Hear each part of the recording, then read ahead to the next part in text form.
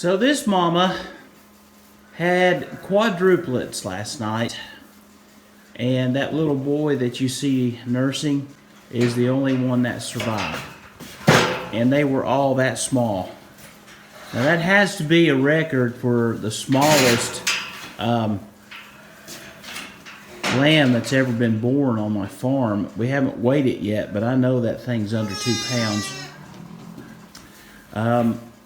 There was a black one that was in the quad group that was probably around 6 pounds. He was more of a normal size, but the other 3 were that small or smaller. So we're going to try to help it. I am going to tube it with some colostrum. It's attempting to nurse, but boy, it's awful weak. And then French toast and French fry are just blossoming today, doing so much. But hi Whiplash, hi. Thanks for making yourself known. But we've got them up. We also had another baby last night, doing great. We're going to go down and weigh it and treat it and go from there. Look how little. So little. All right, little baby, let's see what you weigh today. Oh, so dehydrated. Hold on a minute. Okay. You're gonna disappear into the bag. Oh my goodness. Bye, baby. Bye. 3.55 pounds. That is a record. I never would have guessed it had been 3 pounds at all, but yeah, that's the smallest ever. 3 pounds. 3.5. Come back out of the bag. I can't find you in there. You're so tiny. All right, baby. This is some warm colostrum. It'll warm you up, okay? Okay.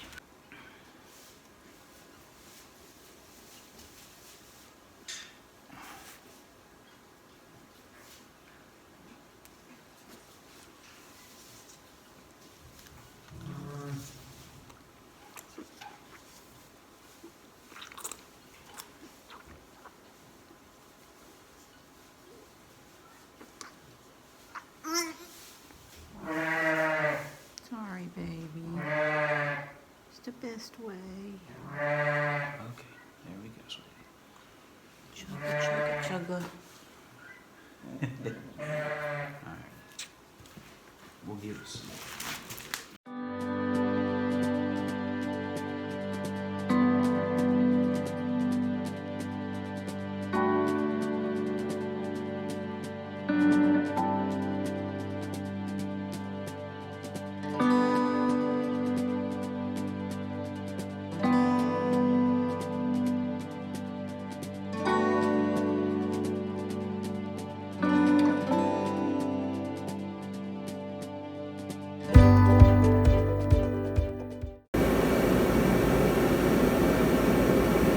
Little co-figure in a warm blanket.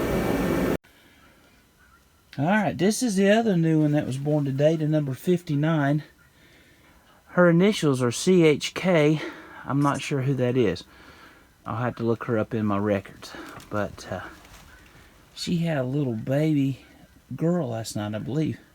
I gotta check her out. We named with Cranky? Mom's name is Cranky. We named Cranky Cranky, and she turned out to be one of the least cranky mamas. We were going with C names that day for a bunch of sheep that came in.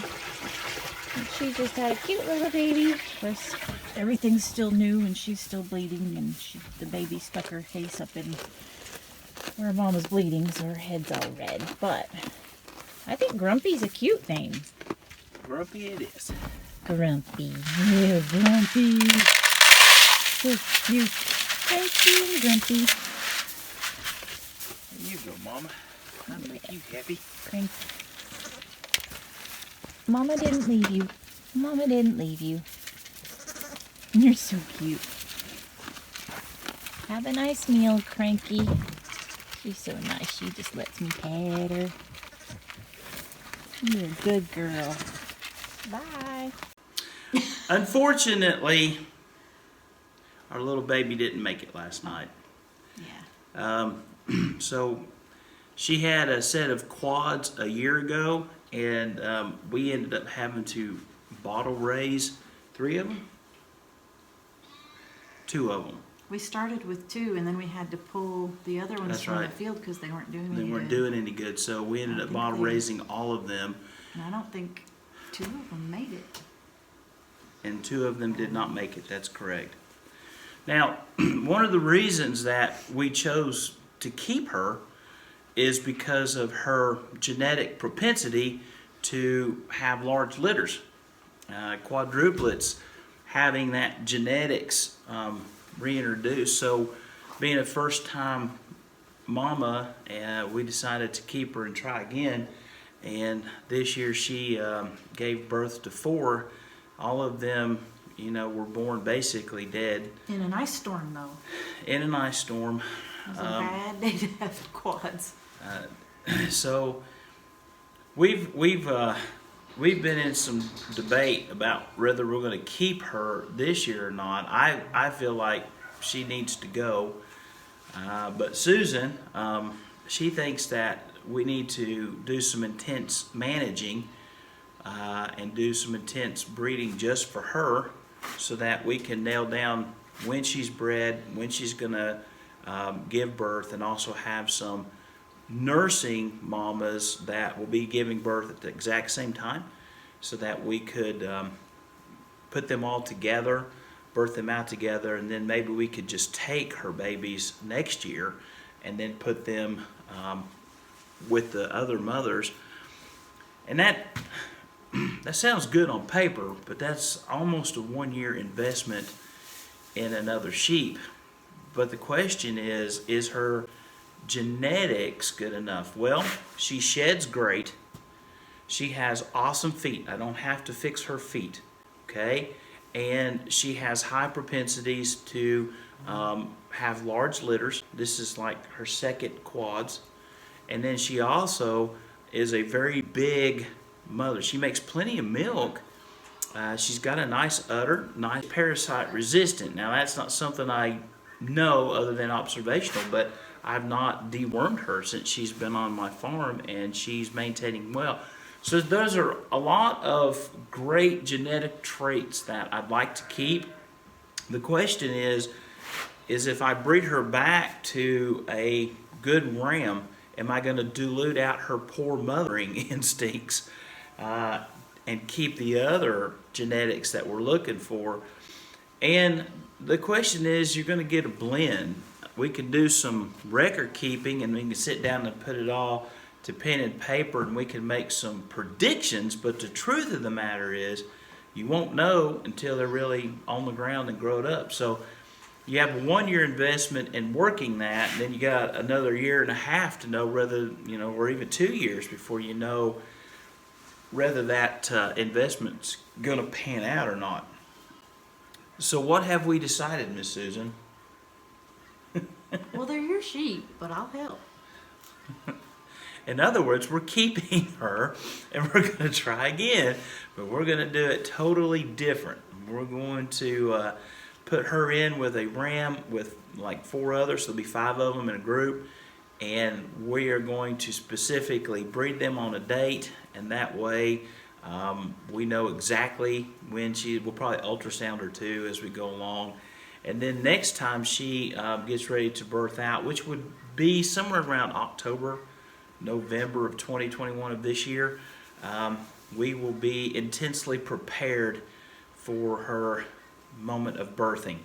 And she will probably give birth on Thanksgiving Day when I'm in another state. We shouldn't breed her on the day that will make her give birth on Thanksgiving Day. True, but sometimes it doesn't work that good, But we'll try to work that out. But we have some other moms that could benefit from that too. Right. Well, that is one of we've worked on being new time sheep farmers. Management. It's all about management. You can have a book full of knowledge, but management is the key.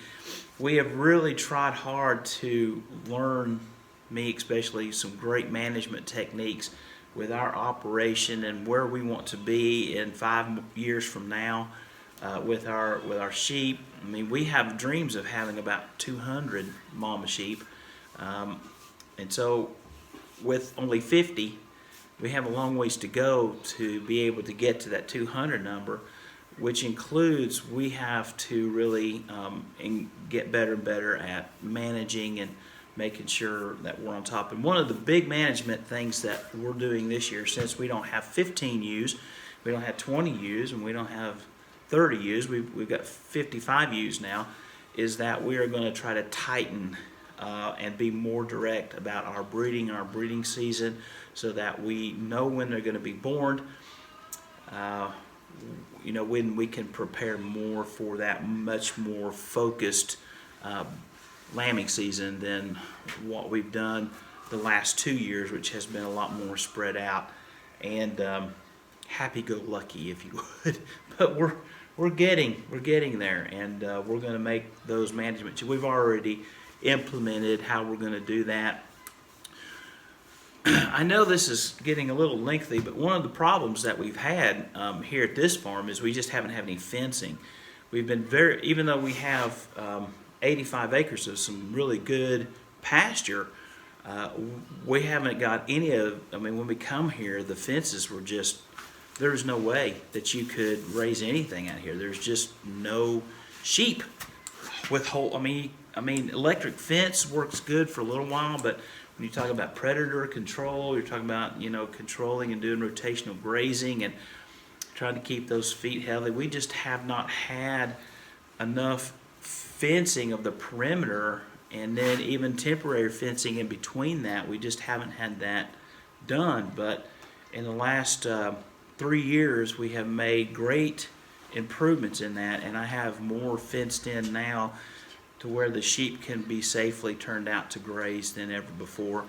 And we're going to get better and better and better with that with time as well. Say hello to Robo. Hi, Robo. Hey, buddy. How you doing? You doing okay? Who's your good Robo? Robo's an amazing dog. Say hey, Robo. So we had our 50th lamb born, and now we're down to 49 again. So we have about 10 more sheep that need to lamb out, and then our season will be over. I've got a couple out there that we're watching. We've got them kind of confined to a more confined area where we can watch them, but they need to hurry up and be done. Okay, ice storm is here, so we're going to finish up and get out of here. We'll talk to you later, HyddenWell. Bye.